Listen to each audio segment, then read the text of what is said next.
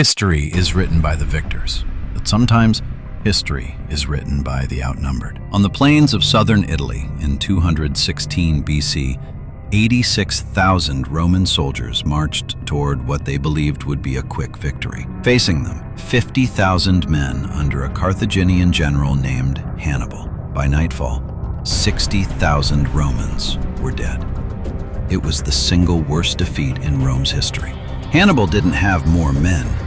He had a better idea. Throughout history, the gap between victory and defeat has rarely been a matter of numbers. The Romans had more men at Cannae. The Persians had more men at Gaugamela. The Chinese Empire had more men when the Mongols arrived at their gates. They all lost. What separated the victors from the defeated wasn't strength, it was intelligence. The ability to see the battlefield differently. These are the most brilliant military strategies in history.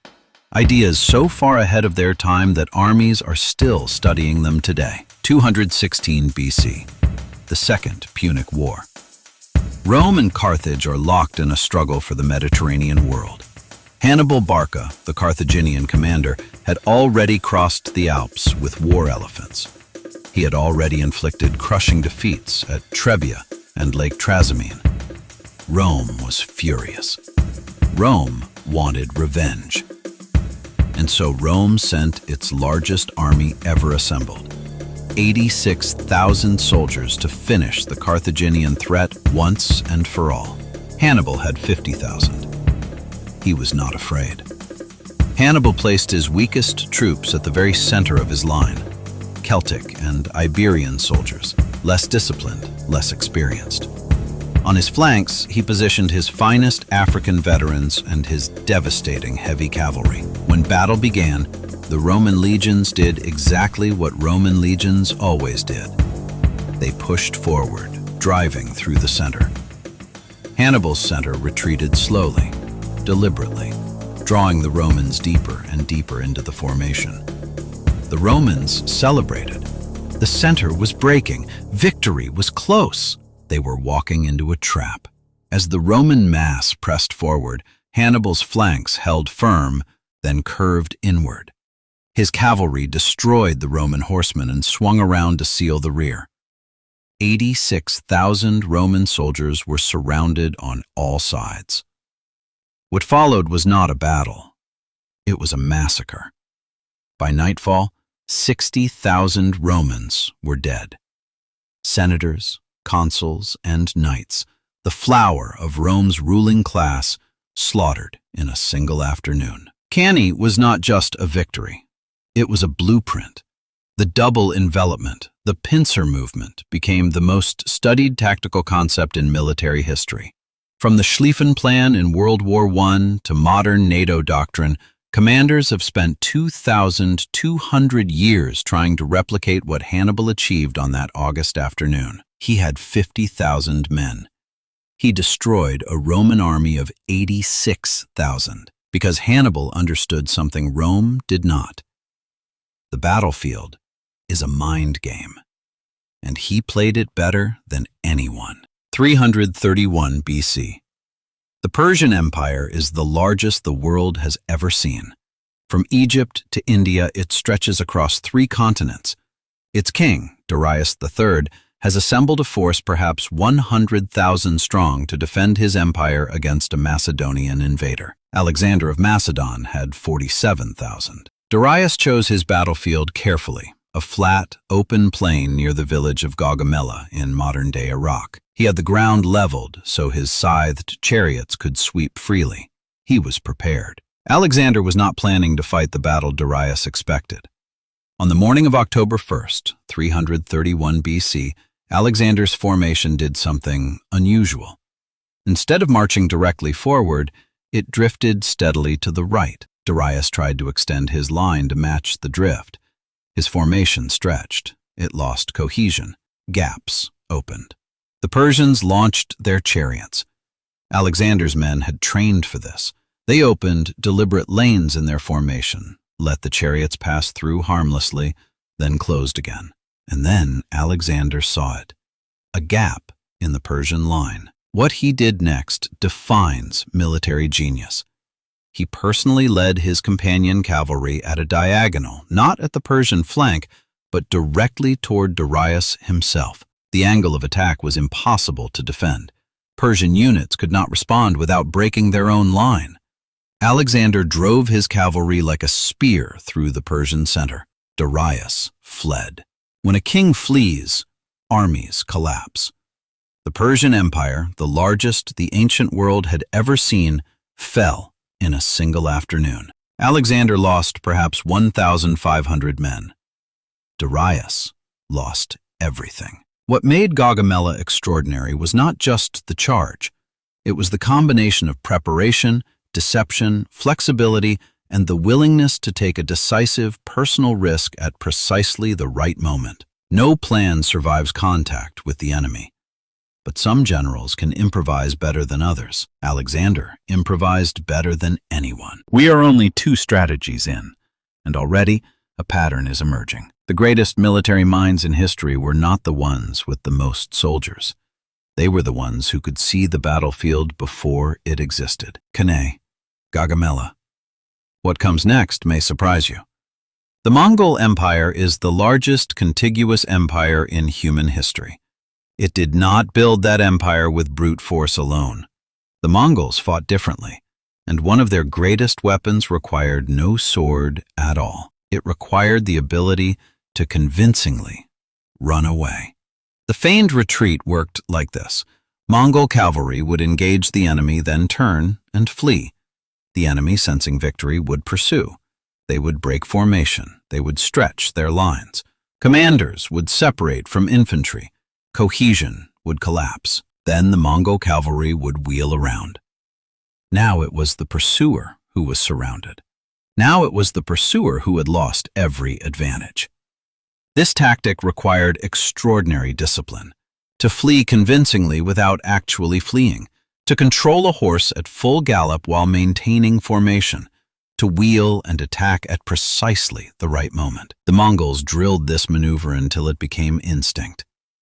At the Battle of Mohi in 1241, Mongol general Batu Khan used the feigned retreat to lure Hungarian cavalry out of a fortified position. When the Hungarians pursued, the Mongol army surrounded them on 3 sides.